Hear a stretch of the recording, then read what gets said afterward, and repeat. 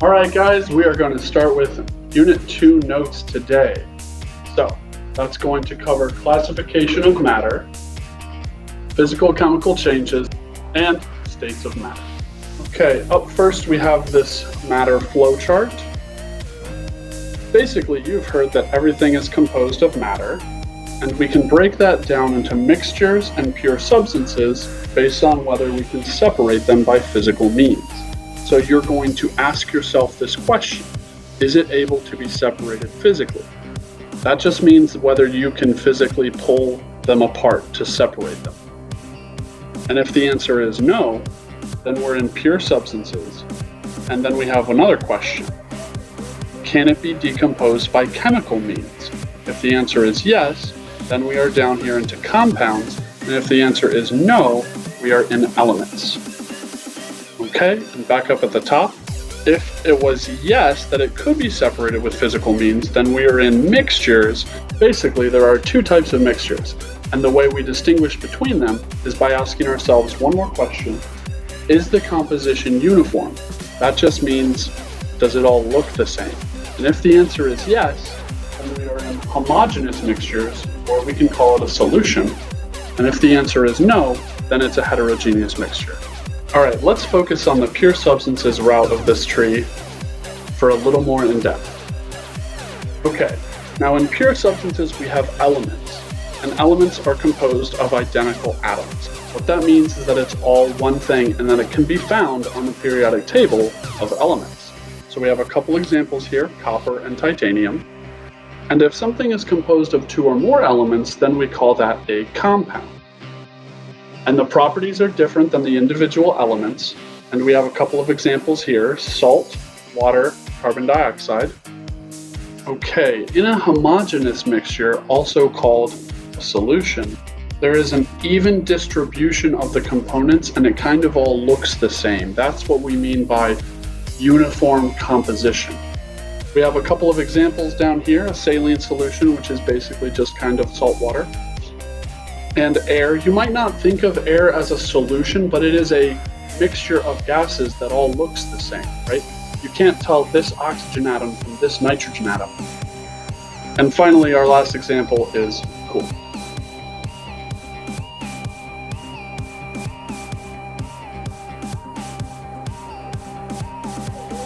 Well, this is a fun little demo. It's a separation of a compound. So we can separate water into its components, hydrogen and oxygen, with electricity.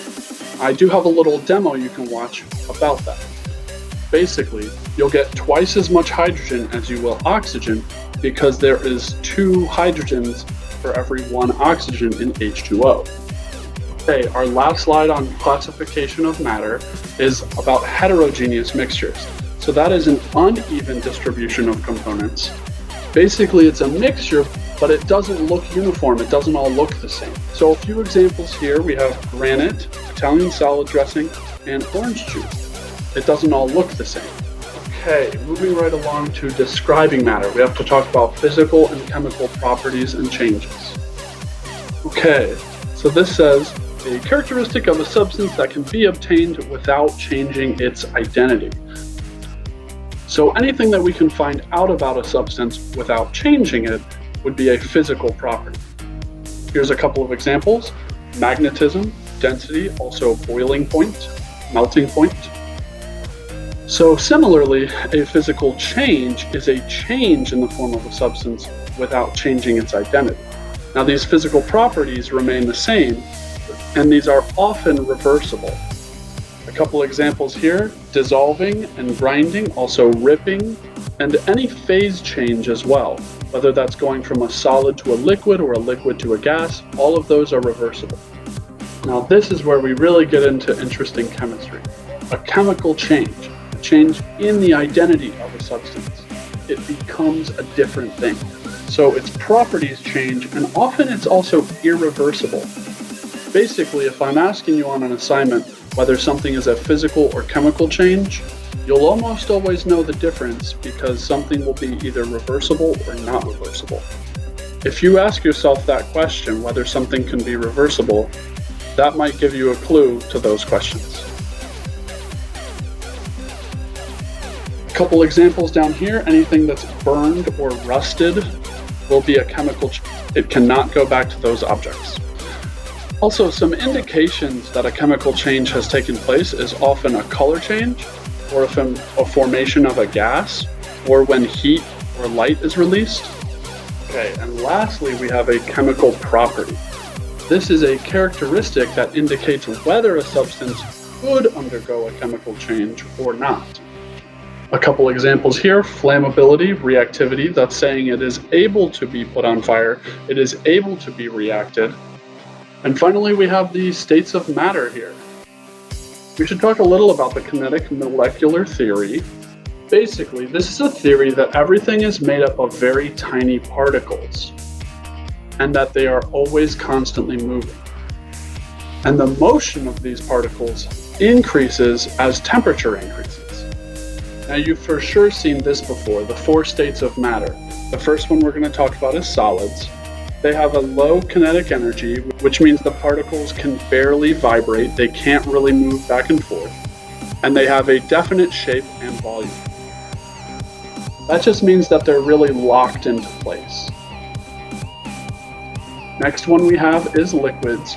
They have slightly higher kinetic energy. The particles can move around, but are still really close together. They have an indefinite shape, but a definite volume. This means that they'll basically take whatever shape they can, but they can never just take up more volume. Okay, that's all for today. I know it's a little bit of a short video, but that's okay. We will have 2 assignments based on these notes. One is classification of matter, and the other is physical chemical changes. Look for those on Schoology soon. I think you can get both of those done by Thursday, September 24th. As always, let me know if you have any questions, and thanks for watching.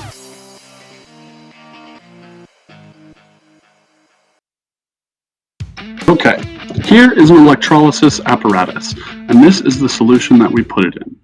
Give that a little stir. It is a 1.5 molar sodium hydroxide solution. Pardon my beheaded body talking to you. I promise I have a head. Oops, I forgot. Before we put that in there, I have to connect the alligator clips. When you hook up an electrical current to a basic solution with water, we can separate the hydrogen from the oxygen, like in the reaction I showed from the notes. Anyway, now I can pour the sodium hydroxide and water in there.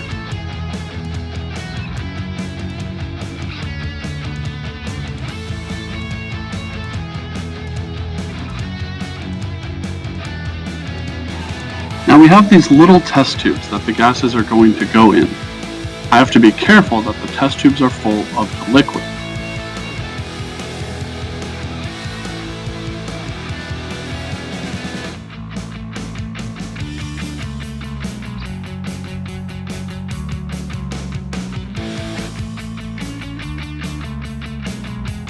You can see I mess up a bit here.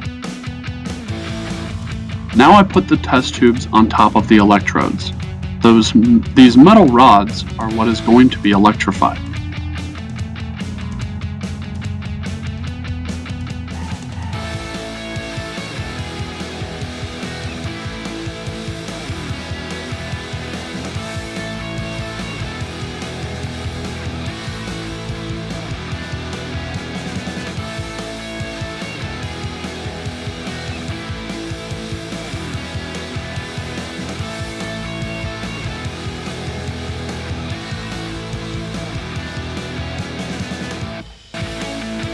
Next, I have to hook them up to the battery.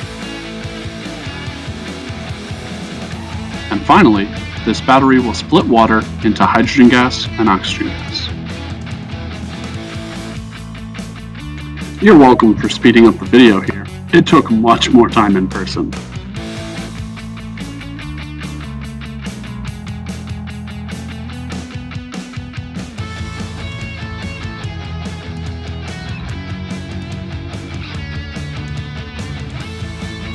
Notice how the bubbles are rising to the top?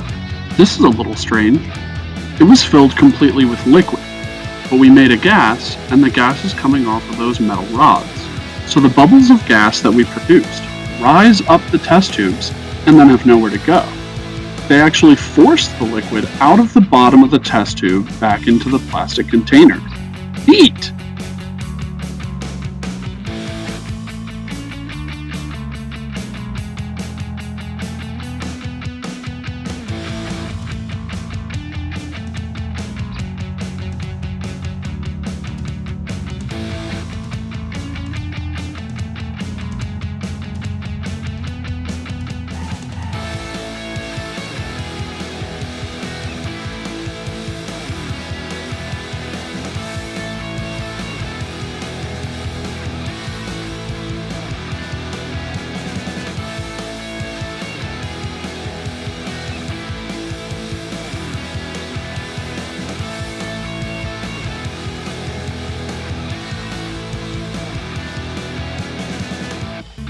Now you can definitely see we got about twice as much hydrogen as oxygen.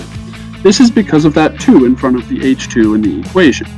And again, there is twice as much hydrogen as there is oxygen in H2O.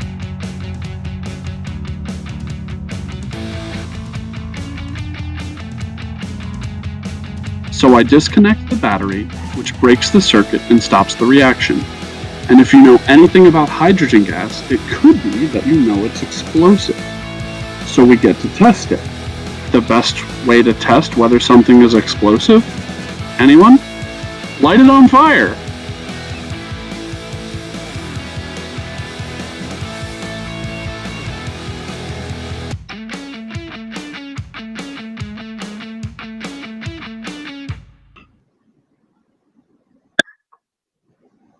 I promise, that was slightly more dramatic in person. It did make me jump out, even though I was expecting it. And like any good scientist, I then clean up after myself.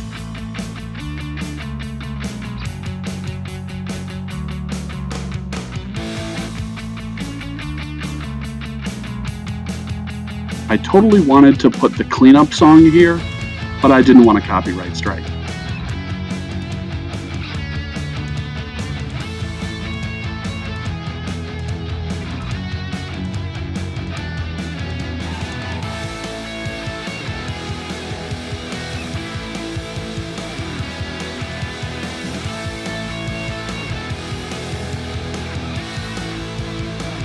Thanks for watching, everyone.